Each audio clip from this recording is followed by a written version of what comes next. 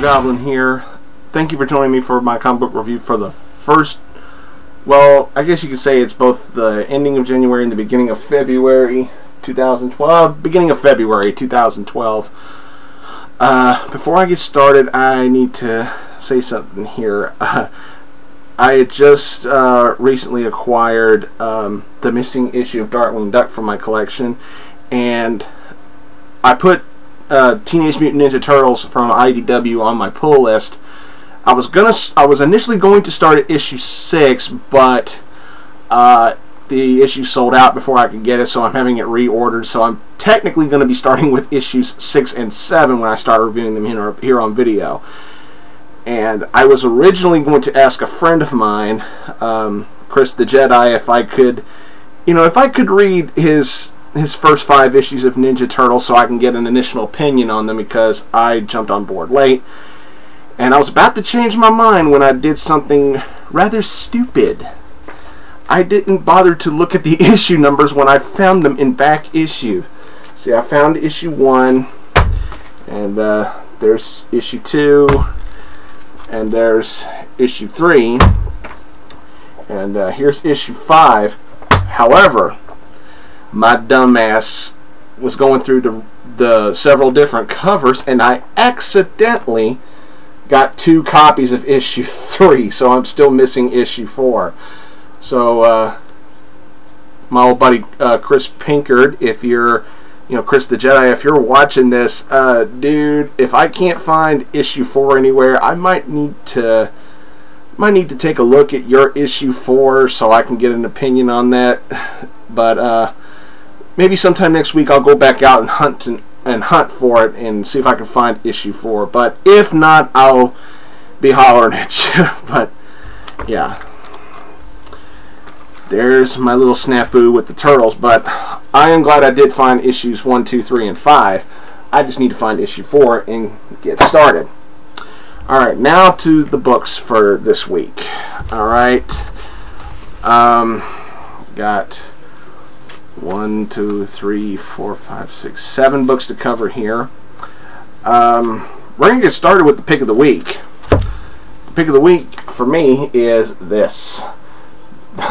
The Amazing Spider-Man number 679. Dan Slott, Humberto Ramos. This Dan Slott is clearly the best writer for Amazing Spider-Man at this point in time. There's no question about that.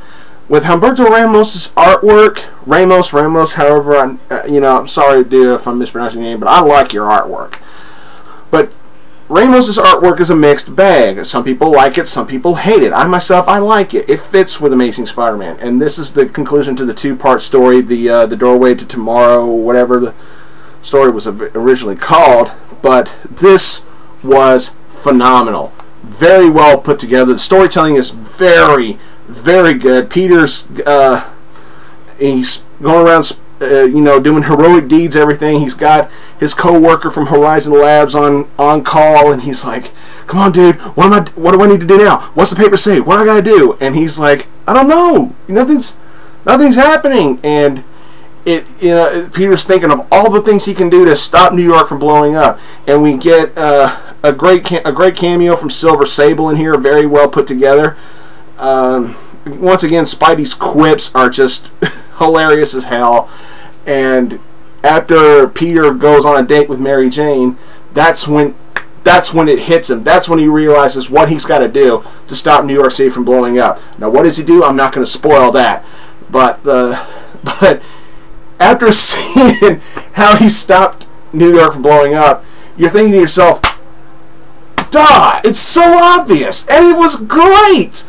This was fantastic, and the ending of the book I chuckled at the end. This was just awesome. It was action-packed, it was funny, the artwork fit for this kind of storytelling. Thumbs up, Marvel. This was incredible. Amazing Spider-Man 679. Without question, my pick of the week. Alright, now we go from the pick of the week to a stink of the week. Uncanny X-Men number 6. At the mercy of the immortal man. What the fuck ever. Gillen, you're not a terrible writer, but once again, I gotta put up with Greg Land's artwork, if I may call it that. What in the goddamn hell is wrong with Greg Land? What is his fascination with models and posing? It just doesn't. My God. And even when they're on the brink of death, I'm gonna turn this upside down and show you. Even on the brink of, even when they're unconscious, they still seem to fucking smile. It's ridiculous. All the smiling, all of that bullshit, and it's just giving me a migraine. There's only one thing I can do with this. This ought to do it. Oh, no. There you go. Alright. Next up, Venom number 13. This is the beginning of the Circle of Four. Rick Remender, tell me more. Okay. Rick Remender's the best guy who can be writing Venom right now. There's no getting around that. And Venom, the series so far, overall, has been nothing short of incredible. However, with that being said, we got the appearances of the new female Ghost Rider. We get the appearance of Blackheart. I'm going to spoil that. Blackheart is the main villain in here. I loved the scene between Blackheart and Mephisto. As much as I fucking hate Mephisto for what he did to Spider-Man, yes, it's been about 3.5, 4 years. Yeah, it's been about 4 or 5 years, about 4 years, and yes, Joe, we're still not over it. Fuck you. But yeah, the scene between Blackheart and Mephisto was very good.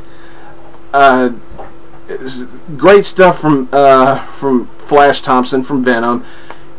Is the beginning of it, you know, seeing Flash drunk off his ass, having to tell Betty off.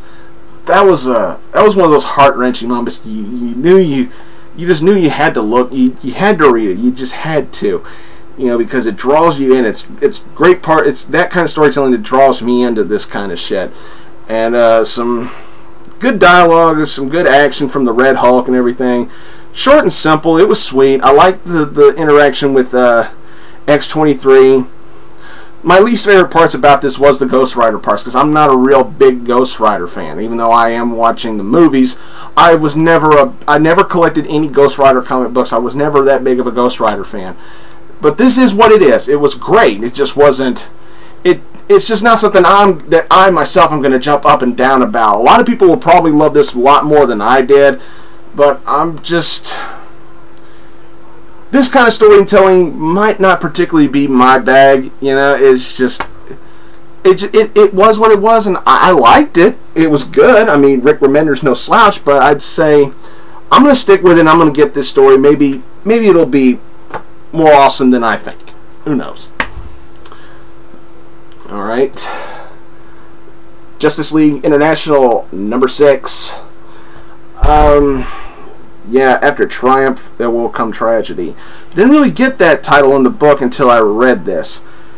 Once again, the guy who shines the most in here is Booster Gold. I loved Booster Gold's dialogue in here.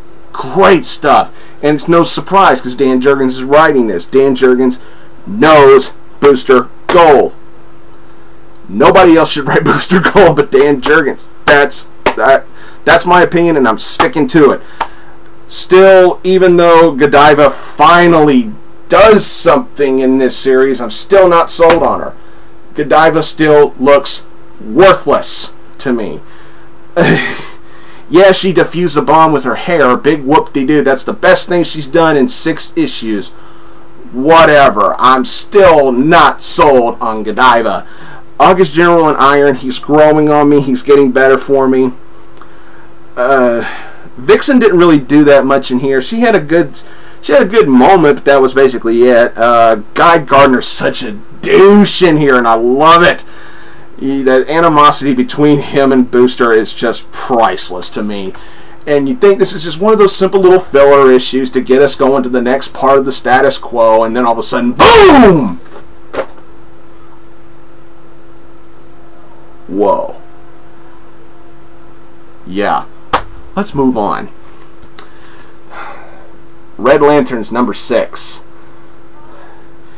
Call him Rancor. The human Red Lantern is here. I gotta say, Ed Benes, great job. This was awesome. I loved the first Earth Red Lantern. Okay, here's where the confusion is. Everybody assumes that the first Earth Red Lantern was Guy Gardner. Okay, he was the first human. No, he wasn't actually. No, I think Hal got a red ring before Guy Gardner did. But here's the thing. This guy is the first guy to get a red ring while being on Earth. When Hal got a red ring and when Guy got a red ring, they weren't on Earth. So technically, this is indeed the first Earth-based Red Lantern. Technically. And he's done really well. Took him a while to get built up in his big debut here, but it's really well done. Peter Milligan's writing is spot on. This could be a very well underrated series. I mean, I have spoke to some people who are not really digging the Red Lanterns, and I think they should be. Very great stuff here. Really good tension. A really good tension-filled scene involving the Rancor, you know, the Earth-based Red Lantern, and the guy who killed his grandfather. I thought it was going to get gruesome and brutal, and then a certain you know, someone steps in at the end and says, hey, we need to talk. And it's leading up to a crossover with a certain member of the Green Lantern Corps, and it's just, wow. And considering who it is, it makes sense. I'll go ahead and spoil it. Guy Gardner steps in, says, hey, we need to talk. And that's where the issue ends. Very well done. Very well put together. The stuff from Atrocitus and his tension with his other members of the Red Lantern Corps, very well put together. This was solid. I'd say stick with the Red Lantern series. All right, next up, X Factor 231. Yeah, 231. Okay, now I get it. Madrox isn't legally dead. He is leaping between realities. He's reality hopping. Like when Captain America was stuck in time during Reborn, but Reborn sucked. This is just leaps and bounds ahead of Captain America Reborn. Captain America Reborn just blew ass, but this was awesome. You know, I saw that cover and I was like, that's a weird way to depict Deathlock, and he's apparently punching the shit out of Iron Man. And then I got into this book. This issue strictly focuses on Madrox in this reality, in which instead of Wanda saying no more mutants, remember that classic moment? Instead of saying no more mutants, she said no more humans. Oh yeah, that's what she said. And that's the reality, the alternate reality that Madrox is in here. And it's not stopping. This reality hopping is not stopping, apparently. And the apparent Deathlock in this reality is not the Deathlock we know. It's Steve Rogers. Oh my god! And his character in here is wickedly awesome! Wow! Oh my god, this was awesome. If Amazing Spider-Man hadn't come out this week, this probably could have been my pick of the week. This was incredible. Peter David has still got it. He has still got it, and the cliffhanger at the end, we're getting another reality where apparently Doc Strange is really fucked up. But here we go. This was a nicely done in one story in which a certain something could have happened, you know, with the whole no more humans thing, and it was really well done. I loved it. My props, boom, to Peter David. We're going to end this with Detective Comics number 6. This is exactly what it is. It's a detective-based storytelling book. Tony Daniel. I think he's a good writer. He's a good artist. This is really good. It's got some of this issue kind of felt like a dialogue-heavy episode of Batman the Animated Series to me, and that's a good thing. We get some new characters. We get some new characters in here. I like one of the villains that's in here. Snakeskin, I believe, is what he called. It's, you know, kind of like Clayface, Clayface light, sort of way. He can alter his face, but he can't alter his fingerprints, and that's what Batman deduces. And it's very, very nicely told. Some good stuff from the Penguin, and yes, finally we get some dialogue from the Penguin when you could actually read that he's going wah wah wah wah wah after some of his dialogue. That's great. I love that silly kind of shit. And Batman books can get away with that. It was great. I loved it. And it ends on a very chilling cliffhanger. Pun intended. No, it's not Mr. Freeze. But let's just say Batman could be on ice. But it's nice. It's very nicely told. Is it the best issue of Detective Comics? Why, hell no. But it's still a solid series. This is a great time to be a Batman fan. Do yourselves a favor. Jump on board. If you haven't done it yet, jump on board. There's still time to get freshly into Detective Comics. This is great stuff. Very nice. Alright. I need to shut up. Thanks for watching, everybody. Don't forget to subscribe. Follow me on Twitter and Tumblr. I promise I'll get those reviews I promised on Tumblr up as soon as I can. Thanks again for watching, everybody, and until next time, I'll see you later.